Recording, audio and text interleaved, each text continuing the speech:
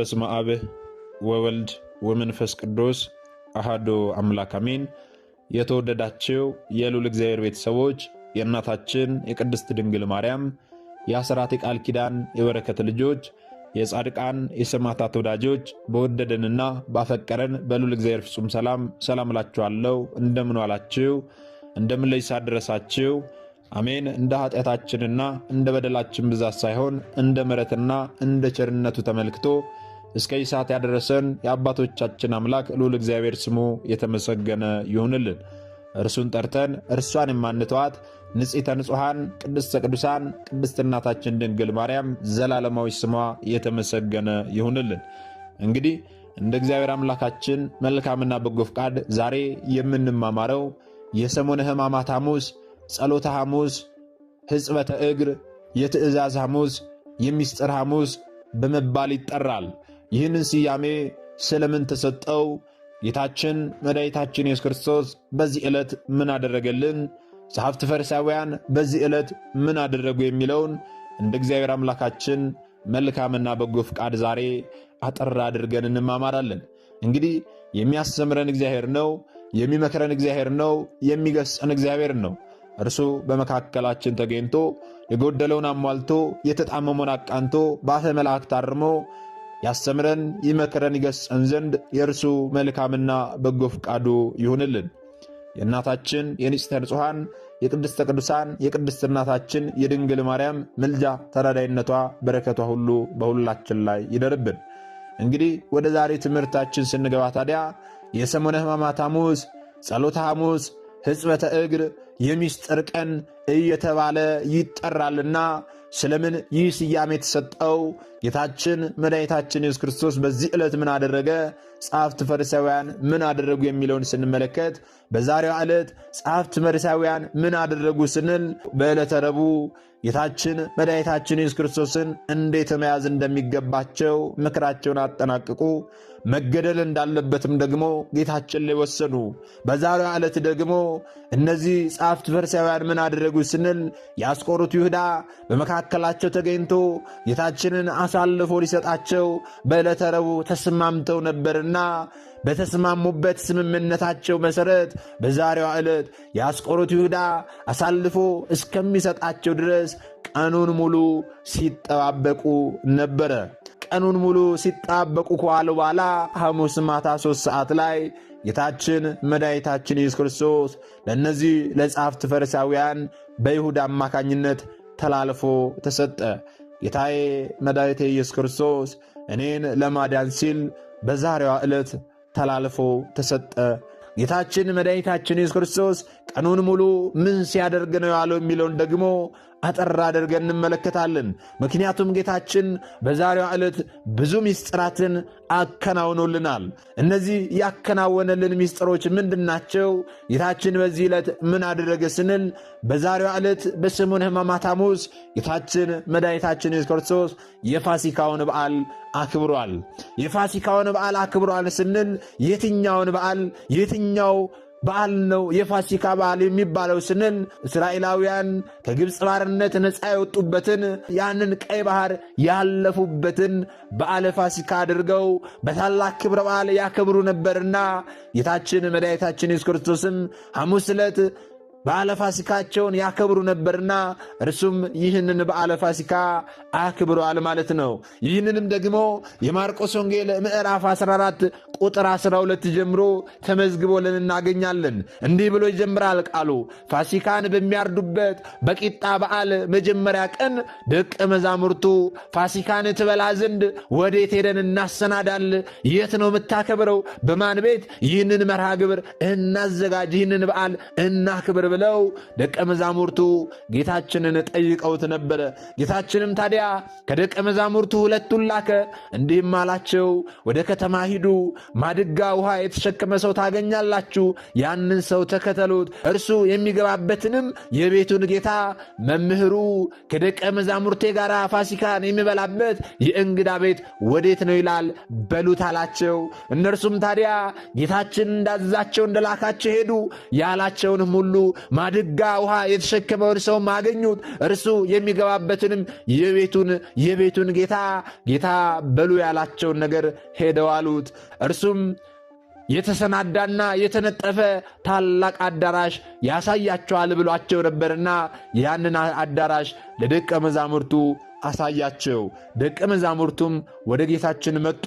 ከዚያም በኋላ ታዲያ ይህንን በዓለ ፋሲካ ለማክበር በመሸ ጊዜ ጌታችን መድኃኒታችን ኢየሱስ ክርስቶስ ከ12ቱ ደቀ መዛሙርቱ ጋር ወደዚያ ሰው ቤት መጣ፣ ያንን በዓለ ፋሲካ ሊያከብር። ከዚያም በኋላ በዓለ ፋሲካውን እያከበሩ ተቀምጠው ሲበሉ ሳለ ኢየሱስ ክርስቶስ እንዲህ አላቸው፣ ከእናንተ አንዱ እርሱም ከኔ ጋር የሚበላው አሳልፎ ይሰጠኛል አላቸው። አስተውሉ። ጌታችን መድኃኒታችን ኢየሱስ ክርስቶስ ስለ እኔና ስለ እናንተ ሲል አሳልፋ የምትሰጠው እጅ ጋራ በማዕድ ቁጭ አለ። በዚህ ጊዜ ይህንን ሲላቸው ደቀ መዛሙርቱ እርስ በርሳቸው ተያዩ፣ ደነገጡ። እርስ በርሳቸውም እየተያዩ እኔ ሆንን እያሉ መናገር ጀመሩ። እርሱም ታዲያ እንዲህ አላቸው፣ ጌታችን ከ12ቱ አንዱ ከኔ ጋር ወደ ወጪቱ እጁን የሚያጠልቀው ነው አላቸው። የሰው ልጅስ ስለ እርሱ እንደተጻፈ ይካሄዳል፣ ይፈጸም ዘንድ ግድ ነው፣ ተላልፎ መሰጠቱ ግድ ነው። ነገር ግን የሰው ልጅ አልፎ ለሚሰጥበት ለዚያ ሰው ወዮለት፣ ያ ሰው ባልተወለደ ይሻለው ነበር እያለ የአስቆሮቱ ይሁዳ ጌታችን መድኃኒታችን ኢየሱስ ክርስቶስን አሳልፎ ለመስጠት ምቹ ጊዜ ይሻ ነበርና ጌታችን መድኃኒታችን ኢየሱስ ክርስቶስም ይህንን ያውቅ ነበርና አሳልፋ ስለምትሰጠው እጅ ስለ አስቆሮቱ ይሁዳ ይህንን ተናገረ። ጌታችን ይህንን ከተናገረ በኋላ ደግሞ ታላቅ ምስጢርን በዚህ ሰዓት አከናወነልን ወይም ደግሞ መሰረተልን። ምንድን ያደረገልን ስንል ሲበሉ ሳለ እንጀራ አነሳና ባረከ፣ ቆርሶም ሰጣቸውና እንካችሁ ይህ ሥጋዬ ነው አለ። ጽዋውንም አንስቶ አመስግኖም ሰጣቸው። ሁሉም ከእርሱ ጠጡ። እርሱም ይህ ስለ ብዙዎች የሚፈስ የሐዲስ ኪዳን ደሜ ነው አላቸው። እውነት እውነት እላችኋለሁ በእግዚአብሔር መንግሥት ከወይኑ ፍሬ አዲሱን እስከምጠጣበት እስከዚያች ቀን ድረስ ምንም አልጠጣም አላቸው። ጌታችን መድኃኒታችን ኢየሱስ ክርስቶስ በዛሬዋ ዕለት በሰሞነ ሕማማት ሐሙስ ምን አደረገልን ስንል ምስጢረ ቁርባንን መሰረተልን። አዎ ጌታችን ምስጢረ ቁርባኑን ስለምን በእህል አደረገ ስንል፣ አዎ የሰው ልጆች እህል ይመገባሉ። ከተመገቡም በኋላ የተመገቡት እህል ይዋሃዳቸዋል። ጌታችን መድኃኒታችን ኢየሱስ ክርስቶስም ምስጢረ ቁርባኑን የመሰረተው በእህል ነው። በእህል ያደረገበትም ምክንያት ደግሞ አዎ በልተን ጠጥተን እንዲዋሃደን ነው። ጌታችን መድኃኒታችን ኢየሱስ ክርስቶስ ወንዶች ገና በ40 ቀናችን፣ ሴቶች ደግሞ በ80 ቀናችን ሥጋውን በልተን አዎ ደሙን ጠጥተን ገና በሕፃንነታችን ተዋህዶናል። እኛ ግን ክርስቶስ ተዋህዶን ሳለ አዎ ይህንን የተዋሃደንን መቅደስ የሆነ ሥጋችንን በዝሙት አረከስ ነው፣ በኃጢአት አቆሸሽ ነው፣ በዘረኝነት አቆሸሽ ነው፣ በመከፋፈል አቆሸሽ ነው። አዎ በክፋት ሐሳብ አቆሸሽ ነው። ወገኖቼ ዛሬም ጌታችን ከዚህ ከክፋት ሐሳባችን ከዝሙት መንደር ከኃጢአት ሕይወት እንድንላቀቅ ይፈልጋል። የተሰቀለልንም እኛን ከጨለማ ወደ ብርሃን ለማውጣት ነውና በዚህ ከተያዝንበት ከኃጢአት ጨለማ እንድንወጣ ይፈልጋልና አዎ በዛሬዋ ዕለት ምስጢረ ቁርባንን መስርቶልናልና በንስሐ ውሃ ታጥበን ቅዱስ ሥጋውን ክቡር ደሙን ልንቀበል ያስፈልጋል። ወገኖቼ በዛሬዋ ዕለት ጌታችን ምስጢረ ቁርባንን መስርቶልናል። ምስጢረ ቁርባንን ከመሰረተልን በኋላ ታዲያ ደቀ መዛሙርቱን እንዲህ አላቸው፣ እውነት እላችኋለሁ ዛሬ ሁላችሁም በእኔ ትሰናከላላችሁ አላቸው። አዎ እረኛውን ድሃዎች በጎችም ይበተናሉ የሚል ተጽፏልና ሁላችሁ ዛሬ በእኔ ትሰናከላላችሁ። ይህንን በሚላቸው ጊዜ ታዲያ ጴጥሮስ ሁሉም ቢሰናከሉ እኔ ግን ከቶ አልሰናከልም አለ። ኢየሱስም መልሶ እውነት እልሃለሁ ዛሬ በዚህ ሌሊት ዶሮ 2 ጊዜ ሳይጮህ አንተ 3 ጊዜ ትክደኛለህ አለው። እርሱም በዚህ ጊዜ ቃሉን አበረታና አይ ይህማ በፍጹም ሊሆን አይችልም፣ ከአንተ ጋር መሞት ቢኖርብኝ እንኳን እሞታታለሁ እንጂ ከቶ አንተን አልክድህም አለ። ይህንን ጴጥሮስ በሚናገርበት ጊዜ ሌሎቹም ደቀ መዛሙርት አዎን አሉ። መቼም አንክድህም፣ መሞት ካለብን እንኳን ከአንተ ጋር እንሞታለን እንጂ በፍጹም በምንም ታምር አንተ ልንክድ አንችልም አሉ። በዚህ ጊዜ ይህንን ካለው በኋላ ጌታችን ጌቴሴማኔ ወደምትባል ስፍራ ደቀ መዛሙርቱን ይዟቸው ሄደ። ደቀ መዛሙርቱን ይዟቸው ከሄደ በኋላ ደግሞ በዚያ በጌቴሴማኔ ሥርዓተ ጸሎትን ለእኛ መሰረተልን። ጌታችን መድኃኒታችን ኢየሱስ ክርስቶስ አዎ በዚያ ለረጅም ሰዓት የጸለየው እውነት ጽዋው ከእርሱ እንድታልፍ ሽቶ አይደለም። በዚያ ያንን ሁሉ ረጅም ሰዓት የጸለየው ለእኛ ስለ ጸሎት ምንነት ሲያስረዳን ነው። ስለ ሥርዓተ ጸሎት ሲያስተምረን ነው። ምንም ፈተና ቢገጥማችሁ፣ ምንም ጭንቀት ውስጥ ብትሆኑ፣ የተለያዩ መከራዎች ቢደርሱባችሁም እንኳን ተግታችሁ ጸልዩ ሲለን ስለ ሥርዓተ ጸሎት ሲያስተምረን ጌታችን በሰሙነ ሕማማት ሐሙስ ደቀ መዛሙርቱን ወደዛ ይዟቸው ከሄደ በኋላ ሲጸልይ ቆይቶ ሲመለስ ደቀ መዛሙርቱ ግን አንቀላፍተው ተኝተው ነበረ። በዚህ ጊዜ ቀሰቀሳቸውና ስለምን ታንቀላፋላችሁ? ስለምን ትተኛላችሁ? በሉ ተነሱ፣ ወደ ፈተና እንዳትገቡ ትጉና ጸልዩ፣ መንፈስስ ተዘጋጅታለች፣ ሥጋ ግን ደካማ ነች እያለ ይናገራቸው ዘንድ ጀመረ ማለት ነው። ልብ በሉ። ይህንንም ደግሞ የማርቆስ ወንጌል ምዕራፍ 14 ቁጥር 38 ላይ ታገኛላችሁ። ስለዚህ በዛሬው ዕለት በሰሙነ ሕማማት ሐሙስ ጌታችን መድኃኒታችን ኢየሱስ ክርስቶስ ስለ ጸሎት ምንነት ሲያስረዳን፣ እንዴት መጸለይ እንዳለብን ሲያስተምረን፣ ፈተና በሚገጥመን ሰዓት ወደ ጌታችን ማልቀስ፣ ማንባት፣ መጸለይ እንዳለብን፣ በጸሎት ደግሞ ሁሉን ድል ማድረግ እንደምንችል ሲያስተምረን፣ አዎ ወደ ጌቴሴማኒ ሄዶ ለረጅም ሰዓት ጌታችን ጸልዮአል።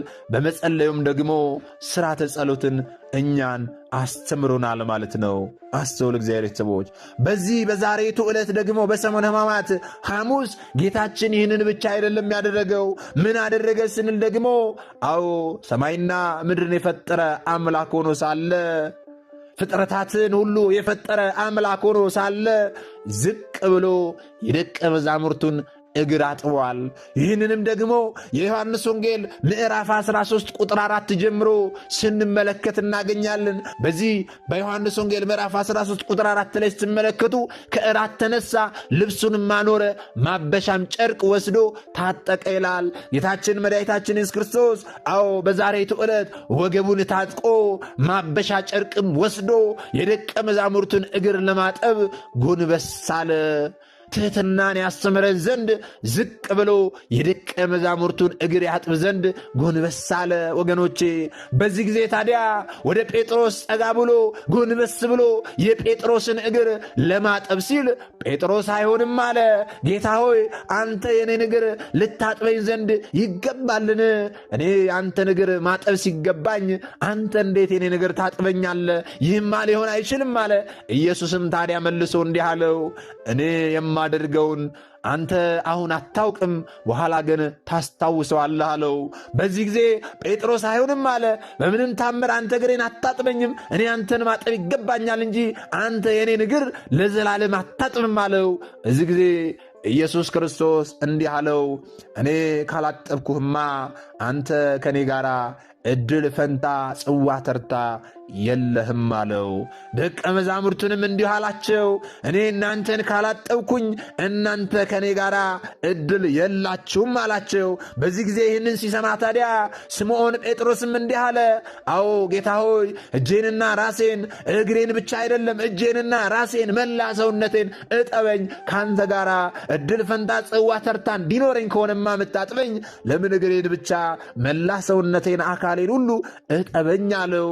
ልብ በሉ ጌታችን መድኃኒታችን ኢየሱስ ክርስቶስ በዚህ ጊዜ አዎ ወገቡን ታጥቆ ማበሻውን ጨርቅ ይዞ ጎንበስ ብሎ ትሕትናን ያስተምረን ዘንድ የደቀ መዛሙርቱን እግር አጠበ። ይህ የደቀ መዛሙርቱ እግር መታጠብ ለደቀ መዛሙርቱ ጥምቀታቸው ነበረ። አዎ ከጌታችን ጋር እድል እንዲኖራቸው የምታደርጋቸው የዚያች ጥምቀት ምሳሌ ነው። ወይም ደግሞ ለደቀ መዛሙርቱ ጥምቀት ነበረች፣ ያቺ ጌታችን እነርሱን ያጠበበት ማለት ነው። ጌታችን መድኃኒታችን ኢየሱስ ክርስቶስ እነርሱን እግራቸውን ካጠበ በኋላ ደግሞ እንዲህ አላቸው። እግራቸውን አጥቦ ልብሱንም አንስቶ ዳግመኛ ተቀመጠ። እንዲህ አላቸው፣ ያደረግኩላችሁን ታስተውላላችሁን? እናንተ መምህርና ጌታ ትሉኛላችሁ፣ እንዲሁ ነኝና መልካም ትላላችሁ። እንግዲህ እኔ ጌታና መምህር ስሆን እግራችሁን ካጠብኩ፣ እናንተ ደግሞ እርስ በርሳችሁ እግራችሁን ትታጠቡ ዘንድ ይገባችኋል። እኔ ለእናንተ እንዳደረግኩ እናንተም ደግሞ ይህንኑ ምሳሌ አድርጋችሁ ትደራረጉ ዘንድ ትተጣጠቡ ዘንድ ምሳሌ ሰጥቻችኋለሁ አላቸው። አስተውሉ። ጌታችን በትህትና ዝቅ ብሎ እግራቸውን ካጠበ በኋላ ያንን ትህትና ወስደው ደግሞ ደቀ መዛሙርቱ የሌሎቹን እግር ዝቅ ብለው እንዲያጥቡ ይህንን ታደርጉ ዘንድ እኔ መምህር ስሆን እግራቸውን ካጠብኩ፣ እናንተም ደግሞ እኔን አብነት አድርጋችሁ የሌሎችን እግር ዝቅ ብላችሁ ታጥቡ ዘንድ ይገባልና ይህንን ትእዛዝ ሰጧችሁ አላቸው ጌታችን። አስተውሉ። ኢየሱስ ክርስቶስ እግራቸውን ካጠበ በኋላ አንድ ነገር ብሏቸው ነበረ። ቀድሞ የታጠበ እግሩን ከመታጠብ በቀር ሌላ አያስፈልገውም አላቸው። ሁለንተናው ግን ንጹሕ ነው፣ እናንተም ንጹሐን ናችሁ፣ ነገር ግን ሁላችሁም አይደላችሁም ብሏቸው ነበረ እግራቸውን ካጠባቸው በኋላ። ለምን እንዲህ አላቸው ስንል አሳልፎ የሚሰጠውን ያውቅ ነበርና፣ ስለዚህ ሁላችሁ ንጹሕ አይደላችሁም አላቸው። እግራቸውን ካጠባቸው በኋላ እናንተ ንጹሐን ናችሁ፣ ነገር ግን ሁላችሁም አይደላችሁም ብሎ ጌታችን ነግሯቸው ነበረ። ይህንንም ብቻ ሳይሆን ሌሎችንም ጭምር እንዲያጥቡ ጌታችን መድኃኒታችን ኢየሱስ ክርስቶስ ትእዛዝን ሰጥቷቸዋል ማለት ነው። ይህንን ታዲያ ጌታችን መድኃኒታችን ኢየሱስ ክርስቶስ በዛሬው ዕለት ስላደረገው ነገር የማርቆስ ወንጌልም የዮሐንስ ወንጌልም የማቴዎስ ወንጌልም ደግሞ ይናገራል። የማቴዎስ ወንጌል ምዕራፍ 26ን ከቁጥር 17 ጀምሮ ስትመለከቱ ጌታችን በዛሬው ዕለት ያደረገውን ነገር ይናገራል ማለት ነው። ስለዚህ በዛሬው ዕለት የሰሙነ ሕማማት ሐሙስ ጌታዬ መድኃኒቴ ኢየሱስ ክርስቶስ ለእኔ ምን አደረገልኝ ስንል በዚህ ዕለት የደቀ መዛሙርቱን እግር በፍጹም ትሕትና ዝቅ ብሎ አጥቧል። ይህ የሚያሳየው ደግሞ የዓለምን ሁሉ ኃጢአት ለማጠብ የመጣ መሆኑን ነው። ይህንን ለማስታወስ ታዲያ ዛሬም ካህናት አባቶቻችን በተለይም ደግሞ ሊቃነ ጳጳሳትና የደብረ አስተዳዳሪዎች በመካከላችን ተገኝተ የእኛንና የሕዝብህን ኃጢአት እጠብ ሲሉ ያንተን አርያ አንዘነጋም፣ የሌላውን እግር እናጥባለን ሲሉ በቤተ ክርስቲያን የተገኙትን ምእመናን እግር ዝቅ ብለው ያጥባሉ። በዚህም የተነሳ ይህ ዕለት ታዲያ ሕጽበተ እግር የሚል ስያሜ ተሰጥቶታል ማለት ነው። አስተውሉ። ታዲያ ሌላ ጌታዬ ምን አደረገልኝ ስንል ጌታችን የደቀ መዛሙርቱን እግር በትሕትና በማጠብ እናንተም እንደዚሁ አድርጉ ብሎ ስላላቸው ይህ ዕለት ታዲያ የትእዛዝ ሐሙስ ተብሎ ተሰይሟል ማለት ነው። ጌታችን ይህን ብቻ አይደለም ምን አደረገልኝ ስንል የምስጢር ቀን ይባላል። ይህ ቀን ለምንድነው የምስጢር ቀን የተባለው ስንል ጌታችንና መድኃኒታችን ኢየሱስ ክርስቶስ ከሰባቱ ምስጢራተ ቤተ ክርስቲያን መካከል አንዱ የሆነውን ከአምስቱ አዕማደ ምስጢራት መካከል አንዱ የሆነውን ምስጢረ ቁርባንን በዛሬው ዕለት መስርቶልናል። ይኸውም ደግሞ ይህ ስለ እናንተ በመስቀል ላይ የሚቆረሰው ሥጋዬ ነው፣ እንካችሁ ብሉ። ጽዋውንም አንስቶ አመስግኖ ይህ ስለ እናንተ ነገ በመስቀል የሚፈስ ደሜ ነው፣ ከእርሱ ጠጡ ብሎ በማቴዎስ ወንጌል ምዕራፍ 26 ላይ እንደምንመለከተው ይህንን ቃል ተናግሮ እኛ ከእርሱ ጋር እርሱ ደግሞ ከእኛ ጋር አንድ የምንሆንበትን ምስጢር ከጠላት ዲያብሎስ ሰውሮ ለደቀ መዛሙርቱ የገለጠበት ቀን በመሆኑ ይህ ስያሜ ተሰጥቶታል። በዚህም ምክንያት የምስጢር ቀን ተብሎ ይጠራል ማለት ነው። በተጨማሪም ይህ ዕለት ጸሎተ ሐሙስ ይባላል። ለምን ጸሎተ ሐሙስ ተባለ ስንል ጌታችንና መድኃኒታችን ኢየሱስ ክርስቶስ ለእኛ ለሰው ልጆች ፈተና በመጣባችሁ ጊዜ ትጉና ጸልዩ ሲል አርያ የሆነን ዘንድ ሌሊቱን ሙሉ ሲጸልይ አድሯልና ይህ ዕለት ጸሎተ ሐሙስ ተብሎ ይጠራል ማለት ነው። ባጭሩ ጌታዬ መድኃኒቴ ኢየሱስ ክርስቶስ በዛሬው ዕለት ምን አደረገልኝ ስንል እነዚህን ሁሉ ምስጢራት ፈጽመልን። እነዚህን ሁሉ ምስጢራት ከፈጸመ በኋላ ደግሞ ጌታችን መድኃኒታችን ኢየሱስ ክርስቶስ ስለ ሥርዓተ ጸሎት እያስተማራቸው ወይም ደግሞ እየነገራቸው ወደ ፈተና እንዳትገቡ ትጉና ጸልዩ ብሎ ለደቀ መዛሙርቱ እየተናገረ ባለበት ሰዓት ላይ የአስቆሮቱ ይሁዳ እነዛ ጸሐፍት ፈሪሳውያንና ሊቀ ካህናቱን ሰብስቦ ጌታችንን አሳልፎ ሊሰጠው ሐሙስ ማታ 3 ሰዓት ላይ ወደ ጌታችን መጣ። ጌታችን መድኃኒታችን ኢየሱስ ክርስቶስን አሳልፎ ሊሰጠው ወደ እርሱ ቀረበ። ቀድሞ አሳልፌ የምሰጣችሁ ሄጄ አቅፌ ስስመው እርሱ እንደሆነ አውቃችሁ ወዲያው ያዙት አላቸው። ይህንን ብሎ ምልክት ሰጥቷቸው ነበርና የአስቆሮቱ ይሁዳ ወደ ጌታችን ቀርቦ ጌታችንን አቀፈና ሳመው። በዚያን ጊዜ ወዲያው ወታደሮቹ ከሕዝቡ ጋር የመጡት ሁሉ ጌታችንን ያዙት። ጌታዬ መድኃኒቴ ኢየሱስ ክርስቶስ ስለ እኔ ኃጢአት፣ ስለ እኔ በደል እኔን ከጨለማ ወደ ብርሃን ለማውጣት በዛሬቱ ዕለት ሐሙስ ማታ 3 ሰዓት ላይ ስለ እኔ ተላልፎ ተሰጠ፣ ስለ እኔ ተያዘ። በዚህ ጊዜ ጌታችን መድኃኒታችን ኢየሱስ ክርስቶስ የአስቆሮቱ ይሁዳን እንዲህ አለው፣ የሰውን ልጅ በመሳም አሳልፈ ትሰጣለህን ሲል ተናገረ።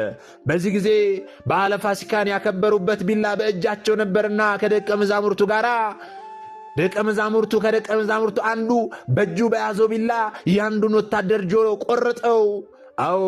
በዚህ ጊዜ ጌታችን ተው አለ። ተው፣ ሰይፍ የሚያነሱ በሰይፍ ያልቃሉና ሰይፍህን ወደ ሰገባ መልሳልና የዚያ የተቆረጠውን ወታደር ጆሮን እንደነበረ አድርጎ ፈውሶለት መልሶለታል። በዚህ ሁሉ ጊዜ ግን ሊገድሉት እንደሆነ እያወቀ ሊያሰቃዩት እየወሰዱት እንኳን ጌታችን ማዳኑን መፈወሱን አላቅምም ወገኖቼ። እነርሱ ግን በፊታቸው ጆሮ ተቆርጦ የነበረውን በተአምራት እየፈወሰ እያዳነ፣ እነርሱ ግን ይህ ፍቅር ሊገባቸው አልቻለም። እነርሱንም እንዲህ አላቸው፣ ቀድሞ ከእናንተው ጋር ነበርኩኝ፣ ስንት ቀን ከእናንተው መካከል ነበርኩኝ። በዚያ በነበርኩበት ሰዓት መታችሁ እኔን እንደፈለጋችሁ መያዝ ትችሉ ነበረ። አሁን ግን ወንበዴ እንደሚይዝ ሰው ወታደሮችን አስከትላችሁ ገመድ ይዛችሁ ሰይፍና ጎመድ ይዛችሁ እኔን ልትይዙ መጣችሁን? ነገር ግን ትንቢቱ ቃሉ ይፈጸም ዘንድ ግድ ነው እንጂ ይህንን ማድረግ አትችሉም ነበረ ብሎ ዝም አለ። በዚህ ጊዜ ጌታችንን ወሰዱት። ጌታዬ ለእኔ ሲል ተላልፎ ተሰጠ። ይህም ብቻ አይደለም። ቀድሞ ሚስጥረ ቁርባንን በመሰረተበት በዚያ ሰዓት ላይ በእኔ ምክንያት ዛሬ ትሰናከላላችሁ ብሏቸው ነበረ ደቀ መዛሙርቱን። እነሱም አንክድህም፣ ብንሞት እንኳን አብረን እንሞታለን ብለው ነበረ። በዚህ ጊዜ ግን ጌታችን በተያዘባት ሰዓት ሁሉም ተበታተኑ። ዮሐንስ ይከተል ነበረ፣ ጴጥሮስም በሩቁ ይከተል ነበረ። ከእነርሱ ውጭ ግን ሌሎቹ ደቀ መዛሙርቱ ሁሉ ተበተኑ፣ ፈሩ፣ ሸሹ። በዚህ ጊዜ ጴጥሮስ እስከ ሊቀ ካህኑ ግቢ ድረስ ከሩቁ እየተከተለ ይመለከት ነበረ። በዚህ ጊዜ ታዲያ ወደ ሊቀ ካህኑ ግቢ ሲወስዱትና ሲያስገቡት ገባ። ከዚያም አንዷ አንተማ ከናዝሪቱ ኢየሱስ ጋር ነህ፣ አብረህ አይቻለሁ ስትለው ይህን የምትዩን ነገር በፍጹም አላውቅም አለና ወደ በሩ ጠጋ አለ። ወደ በሩ ለመውጣት ጠጋ በሚልበት ሰዓት ላይ አሁንም አንዷ አንተማ የናዝሪቱ ኢየሱስን ትመስላለህ አለችው። እኔ የምትዩን ነገር አላውቅም አለ ለሁለተኛ ጊዜ። አሁንም ጠጋ ሲል ደግሞ አንተማ አነጋገር የናዝሪቱ ኢየሱስን አይነት አነጋገር ነው፣ ስለዚህ ከእነርሱ ወገን ነህ አለው። አንዱ እንዲህ ሲለው እኔ የምትለውን ነገር አላውቅም፣ ሰውየውን አላውቅም አለ። ጌታ ሆይ መቼም አልክድህም፣ መሞት ካለብኝ ካንተ ጋር እሞታለሁ ያለው ጴጥሮስ ሰውየውን አለ። ሰውየውን እኔ አላውቀውም ብሎ ጌታችንን ካደ። በዛሬው ዕለት ማለት ነው። ልብ በሉ። በዚህ ጊዜ ዶሮ ጮኸች። ዶሮ በምትጮህበት ጊዜ ዶሮ ከመጮኋ በፊት አንተ 3 ጊዜ ትክደኛለህ ያለውን ጌታ አስታወሰ። ልብ በሉ፣ አስታወሰ። ጌታችንንም ታዲያ 3 ሰዓት ላይ ከያዙት በኋላ ወደ ሊቀ ካህኑ ግቢ ከወሰዱት በኋላ ይዘብቱበት ነበረ። ምራቃቸውን ይተፉበት ነበረ። ፊቱን በጨርቅ ሸፍነውት ደግሞ እስቲ ማን መታ ተናገር ይሉት ነበረ። ይህን ብቻ አይደለም፣ ደግሞ ምራቃቸውን መጥፋት ብቻ ሳይሆን በጥፊ መቱት ነበረ፣ በእርግጫ ይረግጡት ነበረ። አንተ ንጉሥ ከሆንክ እስቲ ትንቢት ተናገርልን እኒህ እያሉ ጌታችን ላይ ይዘባበቱበት፣ ይረግጡት፣ ይተፉበት ነበረ። ይህን ሁሉ መከራ የተቀበለው ለእኔ ነው፣ ወገኖቼ እኔን ከወደቅኩበት ለማንሳት እርሱ ወደቀ። እኔን ከጨለማ ለማውጣት እርሱ በጨለማ ውስጥ ተገረፈ፣ ተሰደበ፣ በድንጋይ ተመታ፣ በዱላ ተመታ። ምራቃቸውን ተፉበት፣ በጥፊ መቱት፣ ሰደቡት። ወገኖቼ ሌሊቱን ሙሉ ይህ ብቻ ሳይሆን ደግሞ ከሐና ወደ ቀያፋ፣ ከቀያፋ ወደ ሐና እያመላለሱ ጌታችንን ሲያሰቃዩት አደሩ። እስቲ ተናገር፣ ይህ ባንተ ላይ የመጣብህ ክስ እውነት ነውን? እስቲ ተናገር፣ ሰው ይህንን አድርጓል እያለ ነው፣ አንተስ ምን ትላለህ? እያሉ ጌታችንን በሐሰት ክስ ሲከሱት እርሱ ግን ዝም አለ። ይህ ዝምታ እንዴት ያለ ዝምታ ነው ወገኖቼ! እየተመቱ ዝም፣ እየተሰደቡ ዝም፣ ሳያጠፉ እንደ ጥፋተኛ እየተቆጠሩ፣ ወንጀል ሳይሰሩ እንደ ወንጀለኛ እየተቆጠሩ እርሱ ግን ዝም አለ። ሁሉንም በአንድ ቃል ድምጥማጣቸውን ማጥፋት የሚችለው አምላካችን ትንቢቱ ይፈጸም ዘንድ ዲያብሎስ ያስቀመጠብንን የእኛን ዕዳ በደል ይደመስስልን ዘንድ ዝም አለ ወገኖቼ። ይህ ሁሉ የተከፈለው ለእኛ ነው። ስለዚህ በሰሙነ ሕማማት ሐሙስ ጌታችን መድኃኒታችን ኢየሱስ ክርስቶስ ሐሙስ ማታ 3 ሰዓት ላይ ተላልፎ ተሰጠ። ሌሊቱን ሙሉ ሲዘብቱበት ሲያሰቃዩት አደሩ። ዓርብ ዕለት ጌታዬ መድኃኒቴ ኢየሱስ ክርስቶስ ለእኔ ምን አደረገልኝ በሚለው ትምህርታችን ላይ በስፋት በደንብ እንመለከታለን። ለዛሬ ግን ጌታችን ምን አደረገልን ስንል ይህን ሁሉ ነገር ለእኛ ሲል አደረገ። ጸሐፍት ፈሪሳውያን ደግሞ ይሁዳ አሳልፎ እስከሚሰጣቸው ድረስ ቀኑን ሙሉ ሲጠብቁ ውለው፣ ምቹ ጊዜ ሲጠብቁ ውለው፣ ይሁዳም ማታ 3 ሰዓት ላይ ያቺ ምቹ ሰዓት ስትመጣ ሲመቻችለት ጌታችንን አሳልፎ ሰጠው። እነዚያም አይሁዳውያን ጌታችንን ተቀበሉ፣ ወሰዱት፣ ገረፉት፣ ተዘባበቱበት፣ ሰደቡት፣ እንዲሁም ደግሞ ረገጡት፣ ሌሊቱን ሙሉ አሰቃዩት። ይህ ሁሉ የሆነው ለእኔና ለእናንተ ነው ወገኖቼ። ስለዚህ ዛሬ ጌታችን ያደረገልንን ተማምረናል። የተማርነውን ደግሞ ላልተማሩት ወንድሞቻችን ማስተማር መንፈሳዊ ግዴታችን ነው። እኛ ያወቅነውን ላላወቁ ማሳወቅ መንፈሳዊ ግዴታችን ነውና የተማራችሁትን ላልተማሩት ወንድሞቻችሁ አስተምሩ፣ ያወቃችሁትን ላላወቁት ወንድሞቻችሁ አሳውቁ። ምክንያቱም እኛ የተማርነውን አስተምረን ቢሆን፣ እኛ ያወቅነውን አሳውቀን ቢሆን ኖሮ ማንም ሀብተ ወልድና ስመ ክርስትና ስታ ማኅተብ ባንገቱ ላይ ካሰረችበት ከቅድስት ቤተ ክርስቲያን ወጥቶ ወደ ሌሎች ሃይማኖት ተቋማት ባልሄደ ባልገባ ነበር። ነገር ግን እኔና እናንተ የተማርነውን ስለማናስተምር፣ ያወቅነውን ስለማናሳውቅ ብዙ እህቶቻችንና ወንድሞቻችን እየሳቱ ነው ያሉትና የሳቱትንም ለመመለስ ያሉትንም ለማጽናት አሁን ላይ የተማርነውን ወደፊትም የምንማረውን የቤተ ክርስቲያናችን አስተምሮ ልናስተምር ያስፈልጋል ማለት ነው። ይህ ደግሞ መንፈሳዊ ግዴታችን ነው።